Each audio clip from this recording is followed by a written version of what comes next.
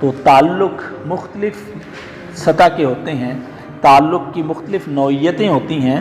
تعلق کی اعلیٰ ترین سطح یہ ہے کہ کوئی نہیں بھی ہے لیکن وہ پھر بھی موجود ہے، جسمانی طور پر ہمارے سامنے نہیں ہے مگر اس کی یاد نے جمگٹا بنایا ہوا ہوتا ہے۔ زندگی جس کے ساتھ گزاری جائے، وقت جس کے ساتھ بھی گزارا جائے، اس میں کم از کم یہ خوبی ہونی چاہیے، اس وقت میں یہ صلاحیت ہونی چاہیے جو بعد میں یاد کیا جا سکے۔ اس لیے میر کا شعر ہے، بار دنیا میں رہو غم زدہ یا شاد رہو، ایسا کچھ کر کے چلو یہاں کہ بہت یاد رہو۔ دونوں طرح سے کوئی آپ کو یاد کر سکتا ہے، آپ کو اچھے لفظوں میں بھی کوئی یاد کر سکتا ہے، آپ کو برے لفظوں میں بھی یاد کر سکتا ہے۔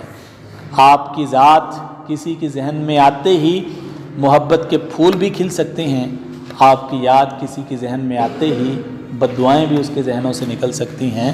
اپنے طور پر کوشش کی جائے کہ اپنی یادیں اچھی چھوڑی جائیں، اپنے طور پر کوشش کی جائے کہ ہم نے کسی سے کوئی بھی معاملہ کرنا ہے اس میں مثبت پہلوؤں کو سامنے رکھنا ہے، منفی پہلوؤں کو سامنے نہیں رکھنا۔ اچھے لفظوں میں یاد کرنے کے لیے وہ اور لوگ ہوتے ہیں جو ستاروں کی طرح چمکتے ہیں، جن کی ایک ایک بات مثال ہوتی ہے۔